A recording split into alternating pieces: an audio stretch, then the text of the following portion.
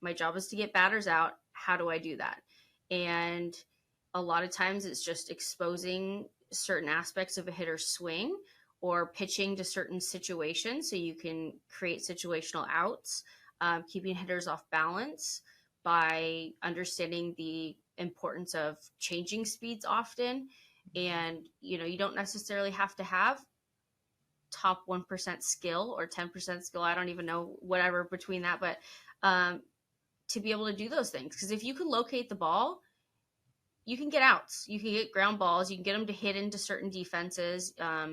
You can do a lot with that.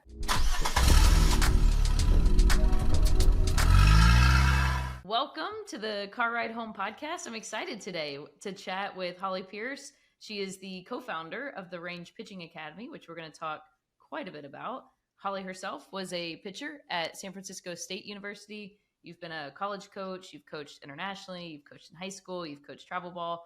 Over almost 20 years of coaching at various levels, and also a master's degree in sports psychology, which I know we'll dive into, especially with a lot of the things that you're doing. Holly, welcome to the Car Ride Home. Thank you for having me. This is exciting. I'm excited to hang. So that's exactly, we're going to hang. We're in the car. So I always started off with setting the stage. We're in the car ride home, and you get the controls. So first off, what kind of music are we listening to? Oh gosh. Okay. So the car ride home after the game, I'm going to say something a little more mellow, like Sam Smith.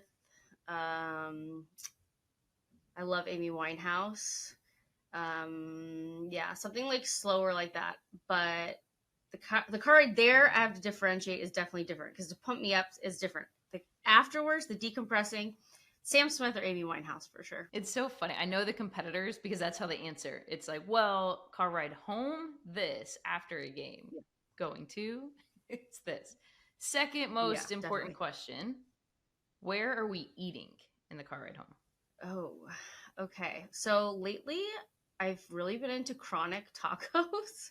I used to be all Chipotle, and now Chronic is like kind of been my thing. They have a really good veggie. I'm a vegetarian, and they have a really good veggie bowl that they do there. And I don't know, they have shredded lettuce, which I'm like, I love shredded lettuce. I don't know. I'm weird. I don't like normal lettuce, just shredded lettuce, and they have shredded lettuce, so it's like it works for me. I like Chronic. I like Kava, but I've only been there a couple times, but I actually really like that too because I like falafel. But something like that, like walk up and order type thing. I don't know.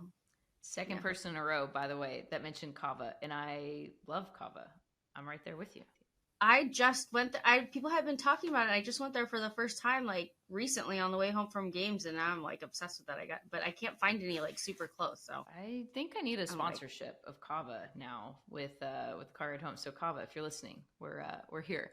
I know, hit us up. I will promote you on the range. There we go.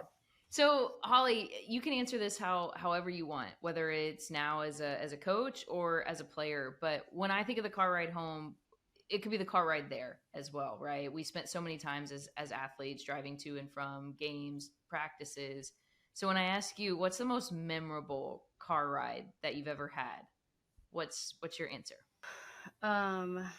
Well, I would say it's got to be college card rides to the games because those were always so hyped up, like on the bus and everything. Like that's really what stands out to me more than anything else. But just or a car ride home, like bus ride home after a big win, like just that being with your teammates and like blasting music and dancing in the bus. That's my favorite kind of car ride to or from a game for sure. Fair. So I want to know, let's go back in time. I want people to get to know who you are a little bit and what makes up your story. So let's go back to when you were first introduced to the sport of softball. What did that look like? Where were you? What's the story of really your entry into softball and then your pathway through it?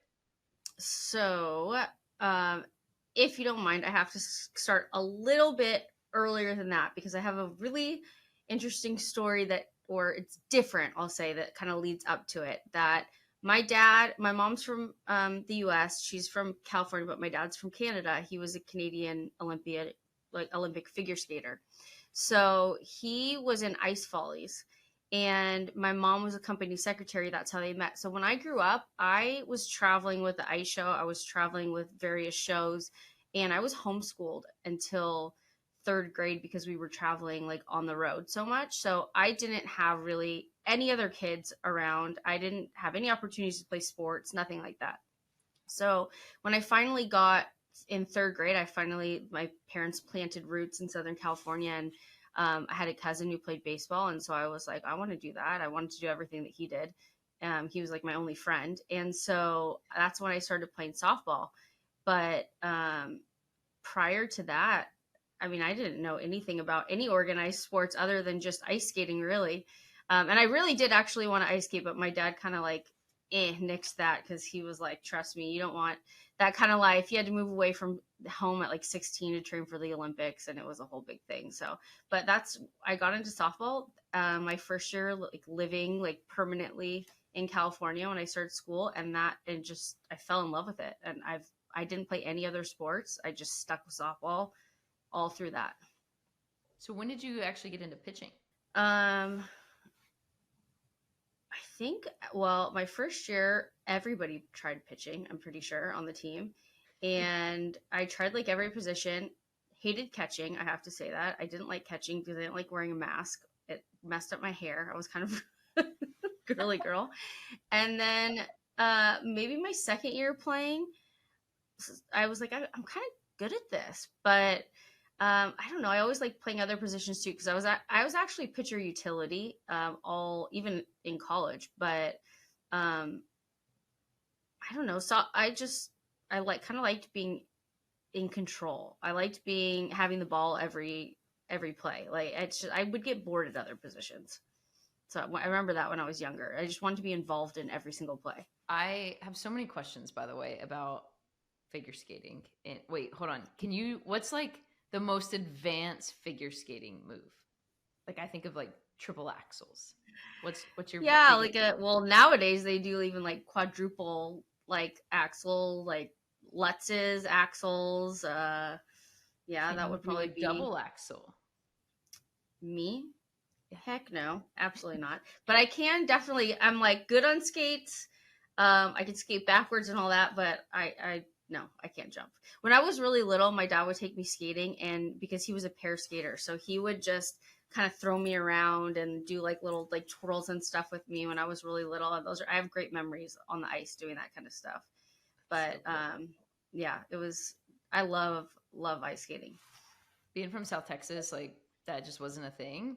And I remember the first time I went ice skating, I learned that there was different skates. There's hockey skates and figured skates. Mm-hmm. I'm like, oh, that's Yep. cool. Give me the hockey ones. Those seemed a Mm-hmm. little bit thicker. Yeah, they are a little more durable, I guess you could say. So you go from being homeschooled and not playing organized sports to now you're in Southern California and you're playing. When did the thought of playing in college come about, and what did that path like? Take us back to the recruiting days of your journey. I would say probably like seventh, eighth grade was when I kind of started realizing one of the big things I realized was I had a kind of a tough time socially acclimating into school. I don't know that necessarily other people would say that, but for me, like I just felt different than everybody else. I grew up very differently than everybody else, and I had a really hard time relating to people. So I had friends, but I just always felt like different. And sports was the first thing when I got into softball where I had something in common with other people all of a sudden. And so when I think it wasn't until probably seventh or eighth grade that I realized there could be a path beyond just like travel ball in high school. And I never really wanted to stop. That was my whole life. I identified and related to athletes.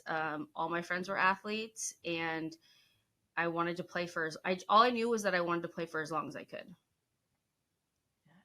I can definitely relate, and I'm sure a lot of that impacts the way that you talk to athletes these days.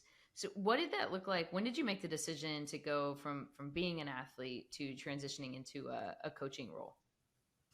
I graduated college in 2006, and at that time I had grown up around UCLA and the Bruin program, all like growing up, doing lessons there with Puppy and fielding lessons. And I used to pitch with Courtney Dale and like just like all the greats. Like I tried to learn. My parents were really good about trying to get. I grew up in the Valley-ish area, Agora Hills, so it was semi close to UCLA, and so we just made a lot of connections when I was growing up there doing lessons and whatnot. And there was a former Bruin when I graduated college who got the head coaching job at Biola University, and she asked if I wanted to coach with her. And I really had never considered coaching, to be perfectly honest with you. I didn't think that I was going to like it.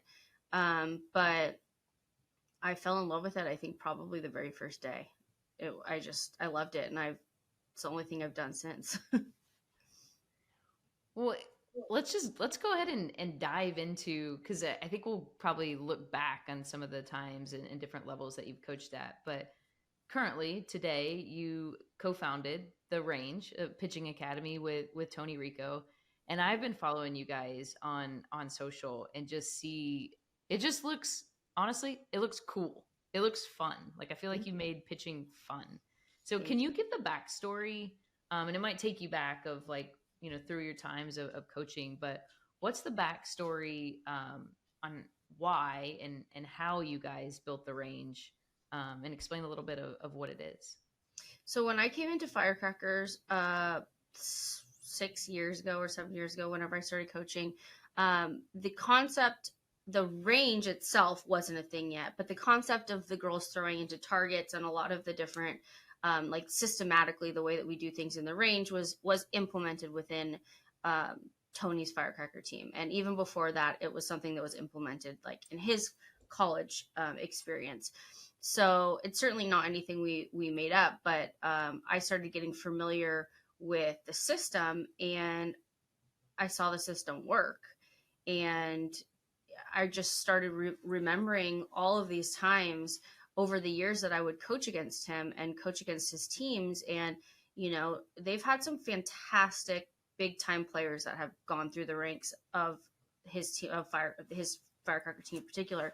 But as far as pitching goes, there's definitely been some greats too. Megan Langenfeld to be one, but there's also been a lot of pitchers that were, they weren't the big name people that were throwing 67 miles per hour and all these things, and yet they were still winning because they just stuck to a system. They worked ahead. They did things that made you kind of walk away from an at bat thinking, why can't I hit this girl? I don't understand. Like, I don't get it. She's not blowing it by me. She's not, but the system is what from the outside, I think you don't really see.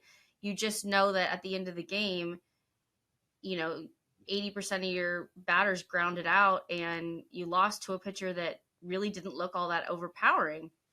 And so then once I got introduced to the system and I was on the inside, I realized this was why we could never beat them growing up. Like, this is why they always beat us. This is why we were so frustrated, not understanding why can we not hit this girl? This system works. And so we just kind of started, the more and more it worked and the more I started to buy into it, he started introducing the idea that maybe we could introduce this to people outside of the organization and other pitchers that really could use this, that aren't those top 1% pitchers that, or even top 10% pitchers or whatever. They're not throwing super, super hard. They aren't, necessarily getting recruited to the huge schools and they don't feel good enough. How can we give them value? And in addition to that, how can we help so that coaches who can't get those top players, like the top pitchers, how can they still win? Because most coaches always feel like they're like one great pitcher away. You know what I mean? And it's like there's so few great pitchers out there for the majority of how many teams there are. How can they win systematically with what they already have? And I really believe that this system is the way, and we wanted to give that to everybody. So cool. When I think of systems, I think of even business, right? And systems and processes. I guess without giving too much away, can you shed light, like kind of a high level, if somebody's listening to this and like, okay, I get it. They take a systematic approach. What are some of the layers of that system? Well, a big part of it is simplifying the thought process and creating pictures that are have a focus on game functionality. So rather than obsessing over their mechanics and what they're doing wrong all the time and all those kinds of things, which don't get me wrong, mechanics are important. There needs to be a good solid foundation, but at what age do we move past that, or we keep working the same thing over and over and over and over and over again, in the same lessons, doing the same thing every single week, and they don't really graduate past that. And so what um, what can we implement and give them the tools that, let's take it a step further. And the system, like I said, is really about thought, the way they look at the game, from a game IQ standpoint. So it's functionality. What's my job? My job is to get batters out. How do I do that? And a lot of times it's just exposing certain aspects of a hitter's swing or pitching to certain situations so you can create situational outs, keeping hitters off balance by understanding the importance of changing speeds often. And you don't necessarily have to have top 1% skill or 10% skill, I don't even know, whatever between that, but to be able to do those things. Because if you can locate the ball, you can get outs, you can get ground balls, you can get them to hit into certain defenses. You can do a lot with that. I always say there's no shame in the ground ball game, but and I was a ground ball pitcher, and for me, I always felt like, okay, that's great, but I'm not striking everybody out. I never felt really good about myself, even though I may throw a shutout, but I only had like 3 strikeouts, and I felt like that wasn't worthy of something to be super proud of. And then now as a coach, I'm realizing, like, okay, a win's a win, like an out's an out. So to me, just teaching them how to function on the field, how to get outs and win with whatever they have, and stop obsessing over always what they're doing wrong. I'm gonna guess the psychology comes into that too, especially with girls. What have you seen the most with young girls in especially pitchers, where like spotlight is on you, right, to do your job, and you've got the ball in the circle? What have you seen the most, and what have you guys been working on the most in regards to the psychology or the mental aspect of the pitchers? Oh gosh, I would definitely say rerouting the thought process of what it takes to win, the psychology of so many pitchers from the youngest age. They are carrying this weight of expectation around of what they need to do, what they need to look like, how hard they need to be throwing. They're comparing themselves to everybody else. So I think number one is breaking that thought pattern and that cycle of just holding on to expectations and carrying around that weight. Just owning who you are, being patient for your rate of success, and being okay with whatever type of pitcher you are, and really owning it and being proud of it, and then doing the best you can do with what you have. That to me is like, there's just so much comparison in the sport, and especially now with softball on TV so much, which is fantastic. I think it's a fantastic thing. I love the growth of our sport, but I think with that comes a lot of comparison of what people, these pitchers look, and they watch the girls on TV and they think that's what they have to be or what they have to be doing in order to be successful. So it's just really breaking down the psychology of what their expectations are, who they are, and getting them not to compare themselves so much, with everybody else. Just be who they need to be. Kidding. I mean, that's life nowadays, right? Too, with everything these young girls have. I'm skipping around a little bit, but you mentioned something about game IQ.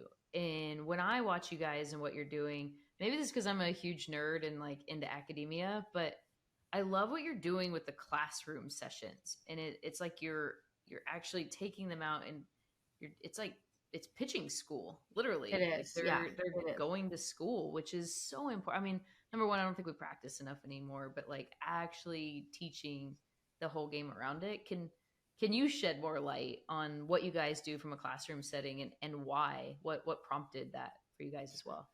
Yeah, I mean, I think especially with all the data analytics and things like that with hitting, I mean, hitters in general are becoming better. And you've got all these pitch recognition systems and hit tracks and all this kind of different things. And pitchers or hitters just in general, I think, are getting better. And um, pitchers, a lot for the most part, as far as game IQ goes, I don't know that they're growing at the same rate as the offensive side of the game. And so, what we try to do with the pitchers in the classroom, and we bring the parents in as well, or coaches if they want to come, basically anybody's invited. But we teach them how to get hitters out, like how to recognize, when do we attack the zone? When do we expand the zone?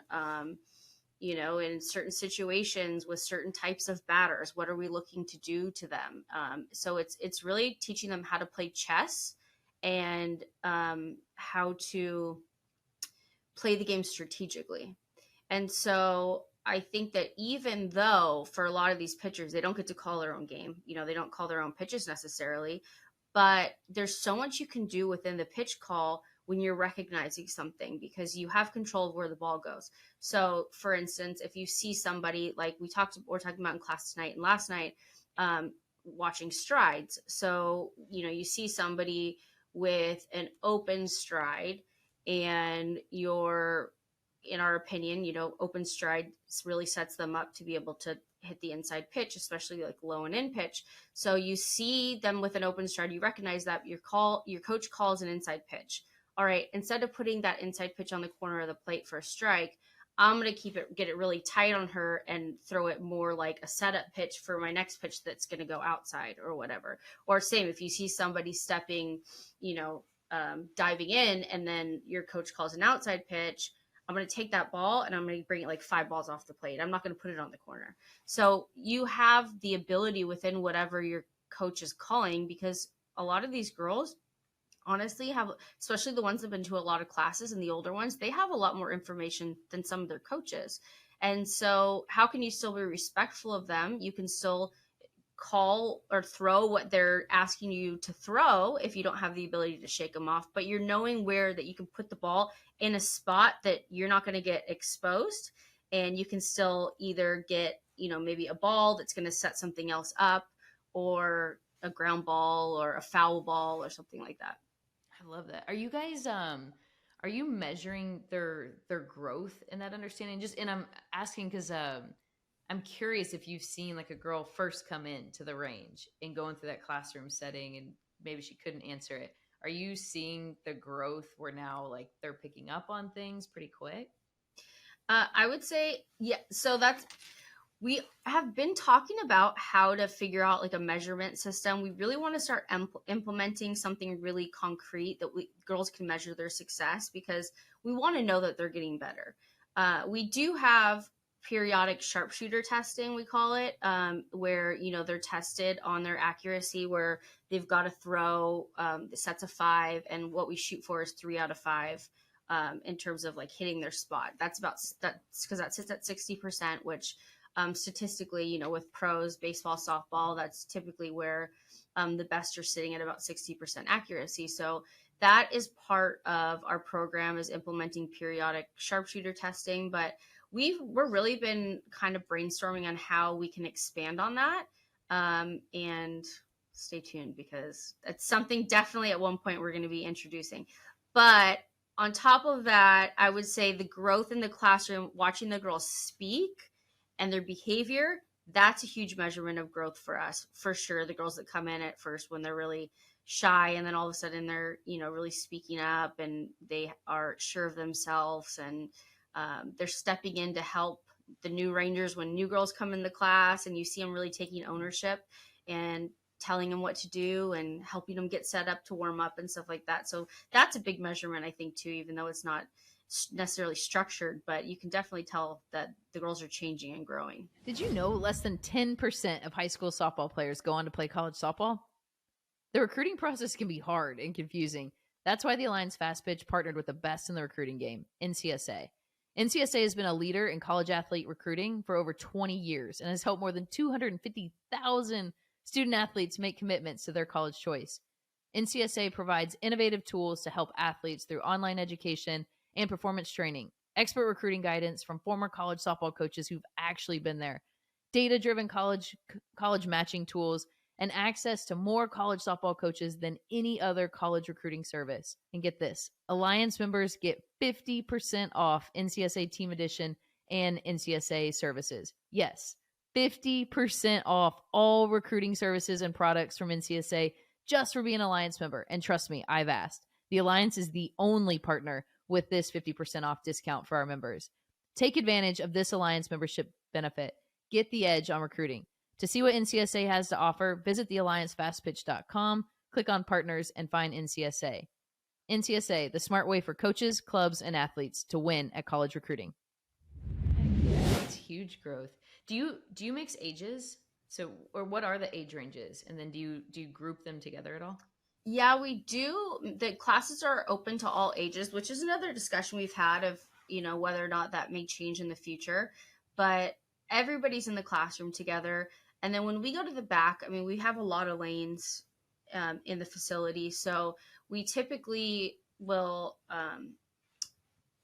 structure them in the cages by age. So maybe like all the 12s will be, if there's 4 12s, they'll be in one cage together. All the girls that throw from 43 feet are going to be in one cage together, and then 40 feet in another cage together. And then we have Tony, myself, and then we have some junior instructors as well. And during the summer and holiday months, we've got a lot of college girls that are coming in. So we usually have a lot, kind of like all hands on deck, and everybody's kind of going in and out of the different cages, making sure that everybody's getting that instruction or support that they need. But in the classroom, yeah, everybody's together in the classroom. I love that. I'm sure they're learning from each other too. But would you say, and you're a pitcher, I only knew how to hit. I had no idea how to actually, like, I bet I couldn't even throw a legal pitch, to be completely honest. But do you think like the system is the system and the game IQ is essentially the same, and then obviously like they're just continuing? Would you agree with that it's pretty much like it is? Yeah, I think when you know different, you grow different, I believe. So for the girls that start from 9 and 10 years old in these classrooms, and we've got a lot of very talented 9 and 10-year-olds from the Batbuster side that come over and work in the range, and I'm telling you, those girls, like, there's no doubt in my mind the reason why Batbusters win as much as they do, because they work dang hard from the time that they are like 8, 9 years old. So we've got some seriously good 8, 9, 10-year-olds, especially from the Batbuster side. They come over to the range. And so for those girls, yeah, they're a lot younger, but they're really learning how to look at the game from the very beginning in a really trained professional type way. So, they don't have to really unlearn anything. They don't have to unlearn years of, feeling bad about themselves because they're not throwing as hard as everybody else. They're getting a different perspective. And then we've got the girls who, maybe are juniors or seniors in high school and are already committed. And now, yeah, they already have all the physical skills and everything, but now we're kind of teaching them just a different perspective, a different set of lenses to put on to see the game differently. So for some of them, it's like they're getting that extra little thing before they go off to college to help them have an edge over the other freshmen in their incoming class. And then, the younger girls, yeah, you're right. It's pretty consistent. I think that the system, as well as the behavior and thought process, no matter what age, I think all the girls can learn it and can apply it. It's so cool. You're probably like, these older girls are probably becoming role models of the younger girls and how fun that they can support each other and root each other on too. I love watching your testimonials and your mic'd up segments. Can you speak to, we have coaches and parents that are listening, and maybe this is something that I know it might not seem like the norm at softball practice or in an academy of miking a girl up and putting her on social, but Can you talk to them of why that actually is important in the young girls' growth, and specifically maybe even to pitchers as well? Yeah, because I mean, we're trying to create autonomy within our pitchers, really. So they're thinking for themselves. They're learning the game so they can make decisions on their own. They're not robots, and they're not the type of pitchers that after every pitch they're looking over to the dugout for whether it be critique or praise. But they have autonomy, and they're thinking the right types of things. And so what we're really asking them to do is verbalize their thought process, verbalize, um, where am I trying to put the ball? Where's my next adjustment? What's the count if we're doing simulated at bats, which is something we do often in the back, where we'll talk about different batters and then they're going to be charting, situations. And we're really just asking them to verbalize what their thought process is so that we're driving that autonomy home. And I think Tony says this often, but it's, I think for a lot of people that watch that, my hope is that, they watch that and they think like, my pitcher doesn't do that, or it just awakens something to realize like there's another way, like for these girls to behave and to think. It doesn't have to just be, oh, that was a bad pitch. Oh, I'm so scared. I don't want to give up a home run. Oh, like we can teach them, like even that those 9, 10-year-olds to think differently within the game. And I think that they experience the game a lot differently also. I love this. I love it. Give me what's a success story, or maybe an athlete that came in that is just surprised you the most when she started at the range, and by the time, I don't know if you used graduation, but by the time she went through the system, what's one of the biggest, whether it's a success story or just surprising story? Um, so one of our very first rangers, her name is Sydney Saldana, and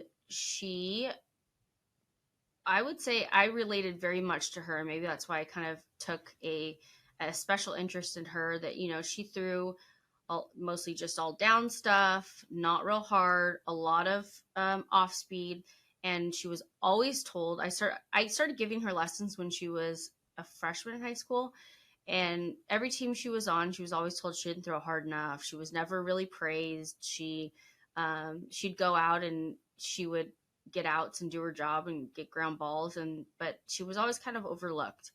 And she was one of our very first rangers. And after I stopped doing personal lessons and brought her into the range, and she just bought in like 1,000%. And I really believe, I kept telling her like, the game is going to pay you back. Like, I promise you, the game's going to pay you back. Just keep working. She just worked so hard and she bought in so much, and she had so many setbacks and so many people that didn't believe in her. And just by her senior year, she was on Mike Stith's team on Batbusters.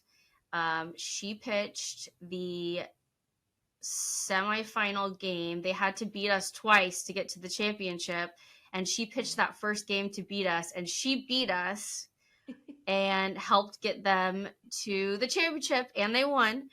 And that summer, I think they won Alliance, they won Triple Crown, they won, I don't know, just about every single tournament. They won Boulder, I think. They won every single tournament they were in. So I think, for her, just to see her go through it and just tell her like, the game's going to pay you back. I promise. Just keep, nobody would have thought somebody throwing 56 miles per hour with just a bunch of throwing every other pitch a changeup was going to go out there and help pitch Mike Stith's team into a championship series. Like, I mean, it was really rewarding, very, very rewarding. And now she's in college doing her thing. So What a cool story too, because it was against you guys as well. I totally remember that. Batbusters versus Firecrackers. Batbusters have to double dip to get a national championship. That was, as a fan, I was. oh, gosh, yeah. Speaking of that, I personally, because this is the whole like, really the alliance. It almost started because the Batbusters and Firecrackers are actually working together, and then that's grown and scaled across the country, of all of these different brands. And I've seen it inside the range. I've seen you've got Athletics Mercado. The girls are wearing their different jerseys. It's Batbusters, Firecrackers. Mm-hmm. You're getting to witness what's going on there. What is that like? Do the girls even notice? Is it cool? Somebody, you grew up in Southern California, you know, like the rivalries that are going on. It is awesome. It is honestly, it's like a microcosm of the Alliance because it's just this like, I mean, I love it. I love the fact that we have more Batbusters than we have Firecrackers coming in every day. Like, I think that it's the coolest thing. I love that we have kids from every organization. We've got Crone Angels and Mercado. We've got kids that are from we've Canadian kids that come in, and from people from when they fly out here for tournaments from all over. I think it is one of the coolest things that we're building this community and this culture, and it doesn't matter who you play for. I mean, I'm really not. I mean, this isn't BS when I say like we want to make the sport better. We want to make the experience better for these pitchers. It doesn't matter what jersey you wear. It's one of my favorite things is creating these relationships with girls in other organizations, and then especially seeing them out at tournaments and being able to like root for girls on opposing teams too. It's like, it's really cool. It's awesome. It is really cool. I'm gonna put you on the hot seat here for a sec. Can you give like your best Mike Stith versus Tony Rico comparison, impersonation? What's the biggest difference? Oh God. All right, Tony would probably kill me for saying this. Don't worry, it's just me and you right here. Nobody can see us right now. Yeah. But it's the truth. Okay, so every day that I get here I know you know this, but to anybody watching this, in case you don't know, we share a facility with Mike Stith and the Batbusters, and then we've got the Firecracker side, the Batbuster side. Well, when we get here, Mike is typically the first person I ever see here, the last person to leave. He's in the cage. He's pitching front toss. He's working the girls. Like, I mean, the man works hard. And like I said, it's no wonder why he produces the athletes that he does. They work their butt off, him included. He's always very professional, very just getting in there, getting the girls to grind. Tony comes in the mornings. He does his office work. He's usually wearing slides or sandals. He goes home, takes a nap. He comes back in the afternoon. He roams around from cage to cage with his sandals on. And then, God forbid, he has to like wipe down the tables or anything like that before range class. He gets very overwhelmed with tiny tasks, especially if you spring it on him like right away. If I'm like, oh, we need to wipe the tables down, he's like, oh, we have 5 minutes, and he's like starts freaking out. I'm like, everybody thinks he's very calm, and he is for the most part, but he doesn't handle stress very well. Like if you throw anything at him like last minute wise, he kind of freaks out. So yeah, I would say he is they are very opposite, but it's kind of awesome seeing them work together because they get along so well. And I think that they perfectly bring like two opposite things to the table, and it just works in here. So I mean, on our side, when Tony's playing his music, it's always like Hawaiian reggae, and it's all this like chill, mellow, whatever. And I don't know, that would be my best so comparison good between the two. And that was totally impromptu. We did not plan that. That was spot on. I always I'm like, it is the truth though. I always laugh like It's when I truth. go in there, and I've been in that facility before.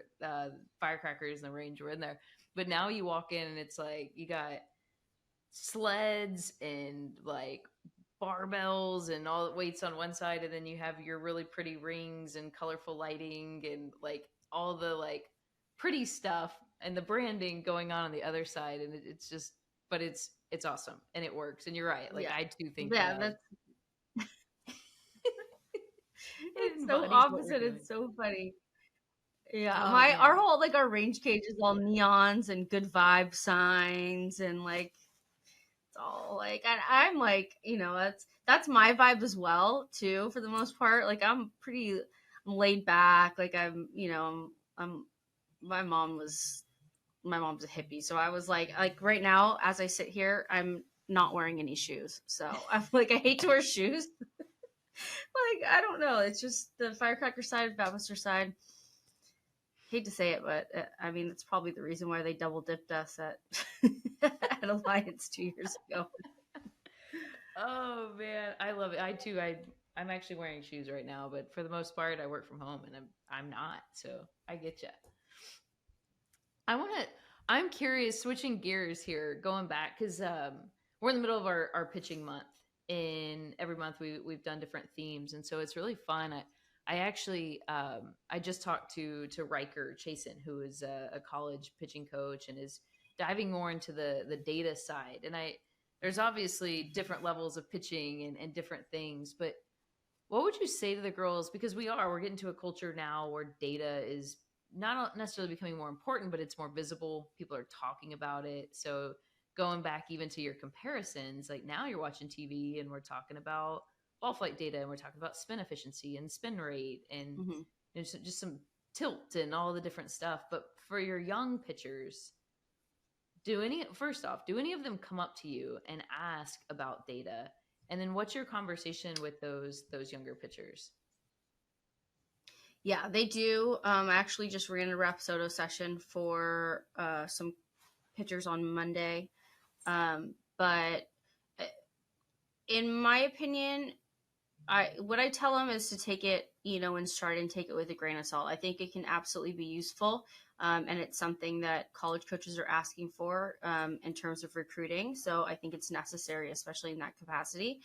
But um, what happens in a cage and with when you're working with measuring as far as pitching goes, measuring spin, speed, all that kind of stuff. What you're doing in the cage and what you're doing out in the field, there's a lot of different factors. What you're doing in the cage is a controlled setting. And the field is not a controlled setting. You have to be able to react. You have to be able to play chess. You have to be able to understand the situationally things. So I think that you really gotta take it for what it is. Use it to be able to figure out what you're good at, what pitches of yours break, and so that you can really hone in on your strengths and use them and utilize them.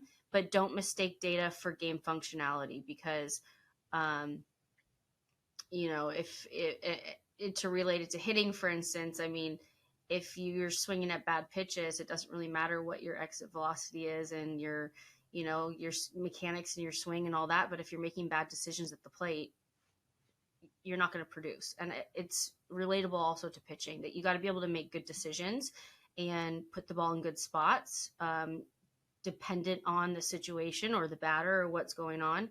You have to be able to handle stress. There's just so many other factors.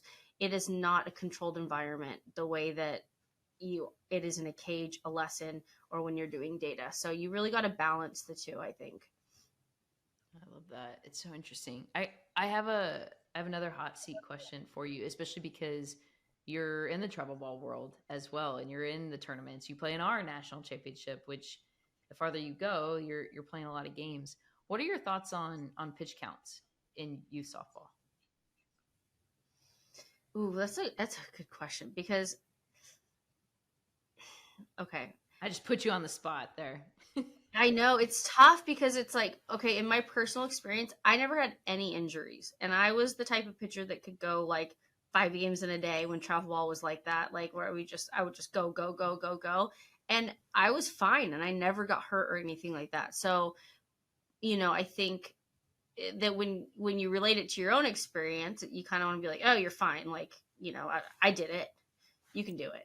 But gosh, I do think we definitely have to be mindful of health and how the girls really are feeling and not getting burnt out before they go on to play in college because the colleges are investing a lot in them, a lot of money, a lot of time. So I think that plays definitely a factor. I wouldn't be able to give you a number, to be perfectly honest with you. I think every kid is different, depending on their body's strength. And like I said, I could go and go and go and be fine, but there's other kids that, their body is just different. So I couldn't give you a number on that, but I do think it's something to look at, um, especially in all fairness to the colleges who are making a big investment in their incoming pitchers. Man, such a good point. I asked the question just as like an open question, but never actually put thought to like, what is that number? Or how many innings is it? Yeah, I I just, don't know. yeah, interesting.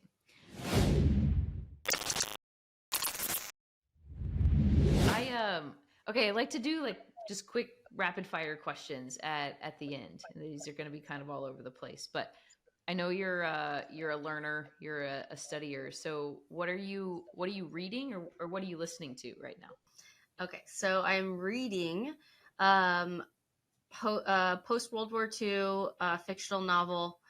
Ooh. It's basically about like when the Soviets came into Berlin after the end of World War II, like 1945. That's the book that I'm reading right now. I read a lot of World War II stuff. I read a lot. I would say recently, though, I've kind of branched out. Kat Osterman is a big reader as well, and she has given me some fantastic book recommendations. So when I go on like vacation and stuff, I usually try and do something a little lighter, and she's good about giving those kinds of books. But yeah, right now, I like historical fiction, especially like European history and anything that's kind of like a thriller type thing too. Interesting. What got you into It's, the World War II European history? I honestly don't know. You ask some people, and they're like, "I think that you were like alive in World War II in a past life or something," because it is an obsession of mine. It literally is an obsession of mine. Has been my entire life. Um, I have no idea. There's just so many facets to World War II. I think you between the psychology of things, the psychology of how people were capable of doing what they did, psychology of I mean, the trauma that people experienced, this was civilized, educated society that allowed these things to happen. It's fascinating to me, which I don't know if that's even a fair word because it's devastating at the same time. But there's just so many different components of World War II that maybe in my psychologist type mind that just is it's endless how much you can really learn and take away from the impacts that it had on society and the world. There it is, the psychology. That's what makes sense. Yeah. You referenced Cat. What pitchers or pitching coaches are you following or do you collaborate with? Like who are you out there talking to or learning from? I love talking to Kat. However, I have to say 90% of our conversations are about books and not softball. Um, even though I totally respect her and look up to her from a softball standpoint, but it's just the direction of most of our combos. Danielle Laurie, love her. Absolutely love her commentating of games and the way that she breaks down strategy and those kinds of things. I think that it sits very much in the same kind of place that the range does. The things that we do at the range, the way that she talks about the game, it's very very similar. So love talking to her. She's done some videos for us. I follow Amanda Scarborough. I know she's one of your good friends. I think she's great. She's posted some really really good stuff. And I really just I don't know.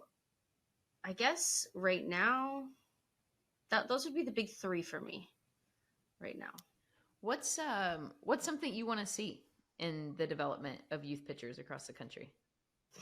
I want to see pitchers less stress, like less stressed out there, having more fun, and really feeling confident in who they are as a pitcher. Like whatever kind of pitcher they are, I want, you know, not like necessarily cookie cutter pitchers or everybody trying to mimic what they see somebody else doing or what they think they need to be.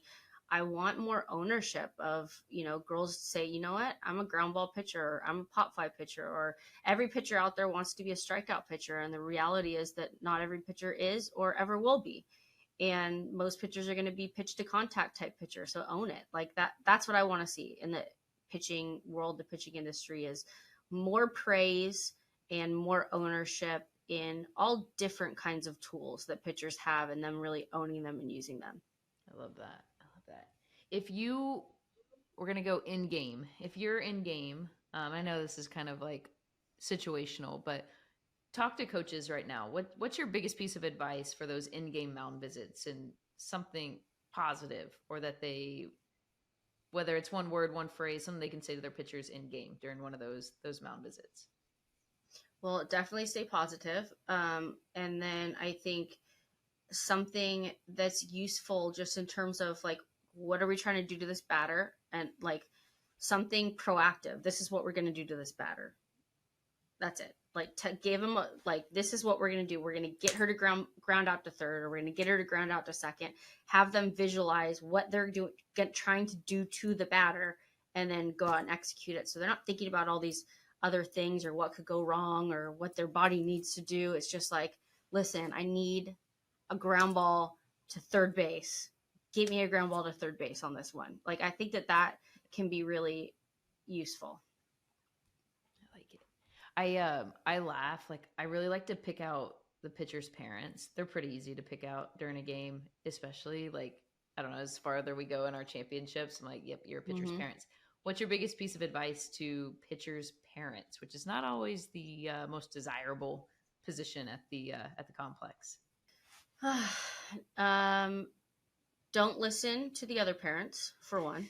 I think a lot of the comparisons come from, the parents sitting there listening to what other parents are saying, and, well, my kid's going on this visit, or my kid's doing this, and then the parents get the pressure, and then the pressure gets put onto the kids. And so I think trying not to get wrapped up in all the parent gossip, or all the parents saying, how many schools are looking at their kids, and letting that, because that ultimately just ends up getting passed on to the kids.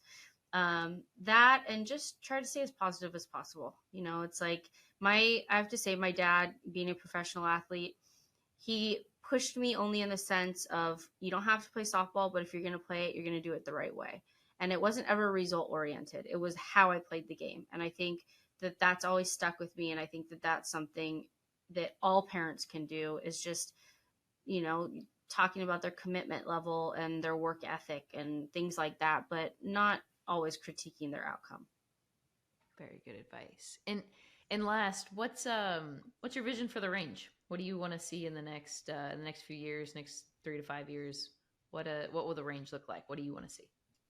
I want to change the pitching industry. I have said that from the beginning. I hope that in some way we're already making an impact, but I want it to branch out and be able to offer it really to pitchers everywhere, not only, in Orange County where we are right now, but, we've got our online range club. So we do have a lot of members from all around that are able to watch all of our videos and tune into our classroom sessions. But I would really like to get this system available physically for pitchers everywhere.